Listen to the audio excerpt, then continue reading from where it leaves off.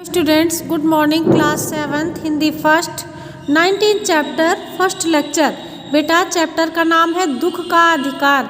एक बुढ़िया की दुख की कहानी इसमें बताई गई है, इसलिए चैप्टर का नाम रखा गया है कि दुख का अधिकार। सभी उस पर ताने कसते हैं, इसीलिए इस चैप्टर का नाम रखा गया दुख का अधिकार। चलिए बेटा, चैप्टर शुरू करते हैं।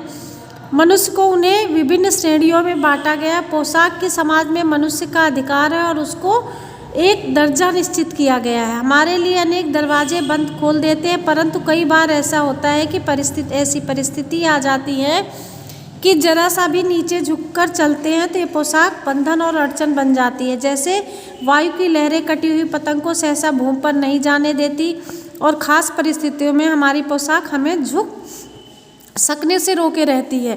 बाजार में फुटपाथ पर कुछ खरबूजे डलिया में और कुछ ज़मीन पर बिक्री के लिए रखे जाने पड़ते थे। खरबूजे के समीप एक अधेड़ उम्र की औरत बैठी रो रही थी। खरबूजे बेचने के लिए उन्हें खरीदने के लिए कोई आगे नहीं बढ़ रहा था। खरबूजे बेचने वाली कपड़े से मुँह छिपाए थी और सिर को घुटनों पर रखकर रो रही थी। लोग घृणा से उस स्त्री के संबंध में बात कर रहे थे और उस स्त्री का रोना देखकर कोई मन में एक व्यथा सी उठी, पर उसके रोने का कारण जानने का उपाय क्या था। फुटपाथ पर उसके समीप बैठ सकने से मेरी पोशाक का व्यवधान बन खड़े हो जाता है। एक आदमी ने घृणा से एक तरफ थूकते हुए कहा, क्या जमाना है, जवान लड़के को मरे हुए एक दिन बीता नहीं कि वो दुकान लगाकर बैठ गई।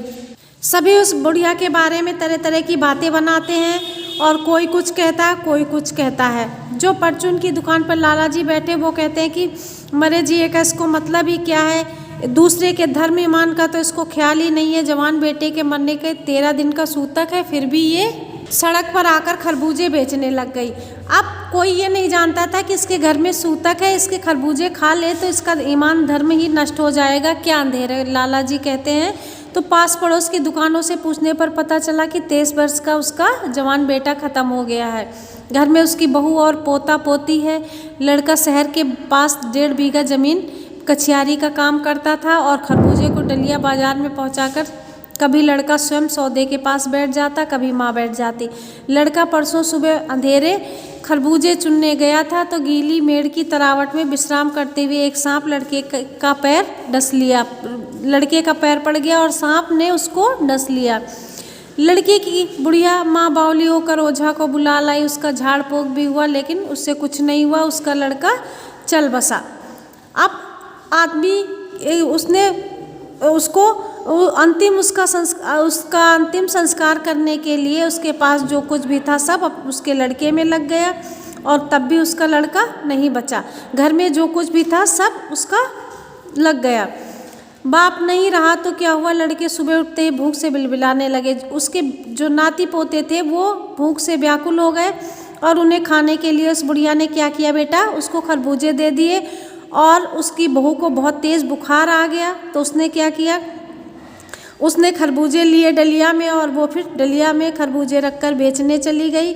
और उसने सिर पर चादर लपेटा और रोते हुए वो चली गई खरबूजे बेचने। अब उस बुढ़िया के दुख का कोई अंदाज़ा नहीं लगा सकता था, क्या करे उसको।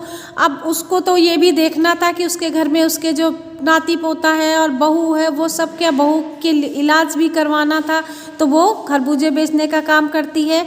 अब लेकिन उस बुढ़िया के आंसू नहीं रुक रहे थे। वो ये सोचती थी कि जो आंखों से आंसू ना रुकते थे, 2-2 डॉक्टर हरदम सिरहाने बैठे रहते थे, हरदम सिर पर बर्फ रखी जाती थी। शहर भर के लोगों के मन उसके पुत्र शोक से द्रवित हो उठे।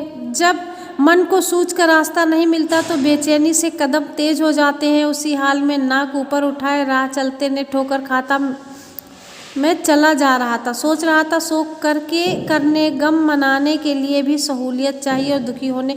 लेखक ही अपने बारे में कह रहा है बेटा कि अपने दुखी होने का सबको अधिकार होता है। लेकिन आप लोगों ने ये बेटा कहानी पढ़ी, इसमें सभी बुढ़िया पे कुछ ना कुछ व्यंग कसते हैं। किसी ने उसको सहारा नहीं दिया, सबने ही कुछ ना कुछ उसको कहा। तो लेखक ने यही कहा कि लेखक ने जब ये दृश्य देखा तो ये कहा कि दुखी होने का भी एक अधिकार होता है, दुखी होने का अधिकार सबको है, लेकिन आप लोगों ने इस कहानी में देखा कि उस बुढ़िया को सभी ने कुछ ना कुछ कहा। अब आपका ये लेक्चर फिनिश, आप लोग अपना होमवर्क नोट कीजिए। ये बेटा आपका होमवर्क है, ये मौखिक प्रश्न है, ये आपको अपनी रफ कॉपी पे लिखना है और लिखने के साथ साथ लर्न करना है, ठीक है। ये रफ नोटबुक पे लिखना है। अगला लेक्चर कल पढ़िएगा। Thank you class.